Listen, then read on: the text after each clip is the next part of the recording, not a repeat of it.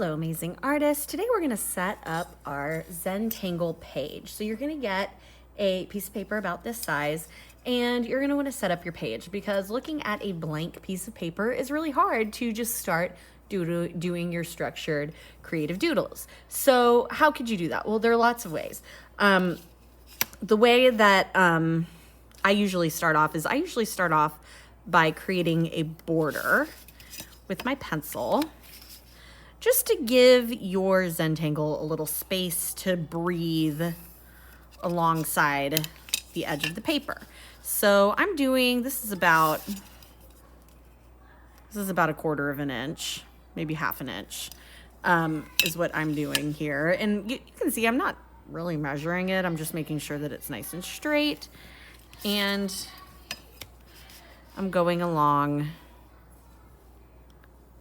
and blocking off just the edges so that I'll create a nice border around my Zentangle. And then I'm going to take the same ruler and I'm just going to create some sections to work within. And then I don't have to think about my whole page as a blank page. I just have to think about each individual section as a place that needs to be filled in. All right. And when I'm doing this, I'm thinking about composition, all right? Where's my focal point gonna be? Where is my eye gonna be directed to? I'm not just making random lines. And I don't want any of my sections to be too terribly small because then it'll be hard to fill them in with designs. In fact, these sections right here almost feel too small for me, but I think I can make it work. And I really think that the way to make this particular style work the best is to really go from one side of the page to the other.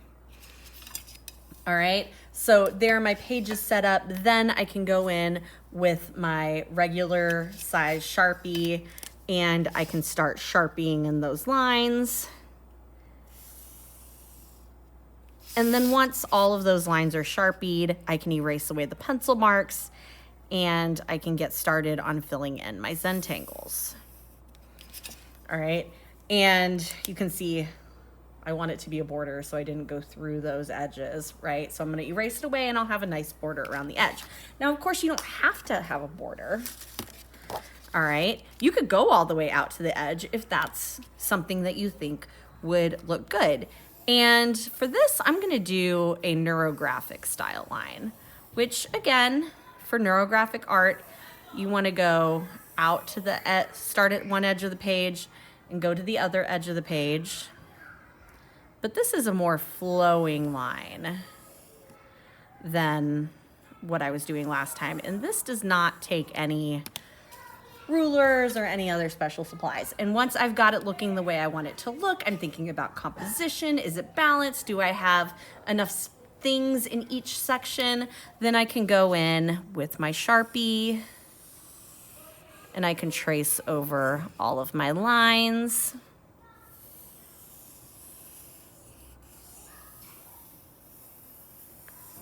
And just like when we did neurographic art in 3rd grade, you'll want to, if you choose to go this route, smooth out all of your intersections so that they look really nice and flowy. And then I can fill in all of my sections with Zentangle. Now, you may want to create something in some different boundaries. So you might want to find something circular to trace and create more of like a circular design. And again, if you go this route, I would say stay away from the edges so that you have some nice border around your whole thing. And then you can see all my corners are, all my sections are rounded. So I can go in with this round edge and I can continue to add in more and more sections to the whole thing. All right, and then again, when I'm done, I'll go back over everything with my Sharpie to go over all my borders. And then once all of that's Sharpied in, I can start in on my design. You also may think about doing something like another type of image. You could do, I don't know, a heart. You could do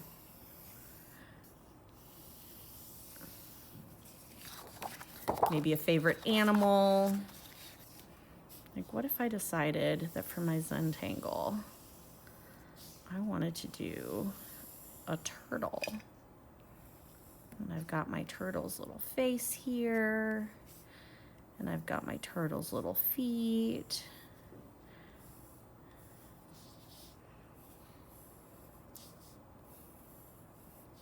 All right, and then I'm thinking about my turtle's shell as my Zentangle space. All right, that could be really interesting.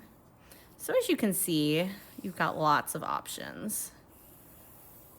And the cool thing about Zentangles is if you're going in a section and you are kind of tired of it, you can always section it off and keep going, all right? Of course, you don't have to have sections to work in, but since these are our first big Zentangles, we're gonna section them off. If you choose to do this on your own later on, you could just flow from one design into another, absolutely. But for us, for right now, these sections are going to be less intimidating than a giant big blank. Okay, so you can see that I've started filling in my Zentangle, and you really want to make sure that you're kind of working on the whole thing at once. Because if you start in one corner and go out to another corner, you might start doing one style over here, and then by the time you get over here, you're doing a completely different style because your ideas just tend to evolve over time.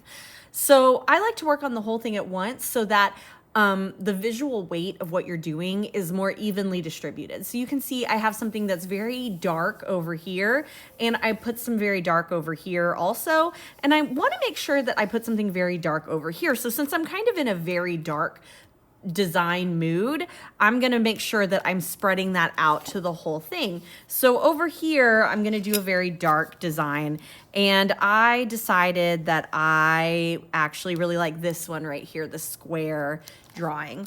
So I am going to go in and I'm going to start drawing my squares that I'm going to fill in. All right, and that will kind of distribute that visual weight all around the page. And you can see I'm kind of going off of, like, I want to continue my design as if it were going to keep going even when I stop. So some of my squares are going to be partial squares. All right, and I'm going to fill them in, and then this is going to be kind of a visually heavy or darker design than, say, if I wanted to do something like this one. And so once I move on to something lighter, then I'll want to distribute that more around the page. Same goes for, like, if you're doing a very similar design idea, like spirals, rather than having them all next to each other, move them around the page, and that will help visually spread out that idea. I also want to talk about making sure that your craftsmanship looks really nice while you're working on Zentangles, because it is a doodle, and you may decide that you know, whatever you do is fine, and whatever you do is kind of fine as long as you're doing it nicely. So like you can see, all of my squares here are really nicely colored in, except for this one. If I had colored them all in like this one, the whole thing would just end up looking sloppy. So you really want to make sure that if you're coloring something in with a big area of black, that you're really filling in all those white spaces, you're covering up all those little peekaboos, and you're really focused on making sure that your pattern is right. I got to fill that square in that I missed so that my pattern is right. All right, and you're just filling in all of those areas so that it looks really nice and like really kind of slick and straight and just clean looking. All right, so I'm gonna fill all that in. And then, you know, sometimes you might make a mistake. Like you can see here, like I kind of went over right there, like that's a little sloppy, but I can incorporate that into my design. Like these lines are fine, but like what if they were bamboo instead of just lines? And I sectioned it off to look like kind of like sections of bamboo, and then I'm gonna take a thinner one and I'm gonna add some hatch marks so it looks like some like shadow where the bamboo sections are. And then there's some even more shadow like behind where like there's overlapping. And then that doesn't look quite as accidental. That looks like maybe that was intentional. Maybe I did that on purpose. All right, so you can always go back into any design that you are doing and change it up even when a section looks done, because maybe that just helps it look a little bit better. All right, and you can see here that I am switching off the weight of my Sharpie for different things that I'm doing. I wouldn't fill in a big section with a thin Sharpie. I'm only gonna fill in a big section with, you know, a thicker Sharpie. That is going to be easier to do because then my lines are gonna look nicer. My area that I fill in is gonna have less peekaboos. All right, and so I'm just gonna keep going with this idea, and then once I've got some heavier visual weight spread out around my page, then I can switch to a different type of visual. All right, so always be thinking about how your artwork balances out when you're creating your sections, but also when you're creating your designs on it.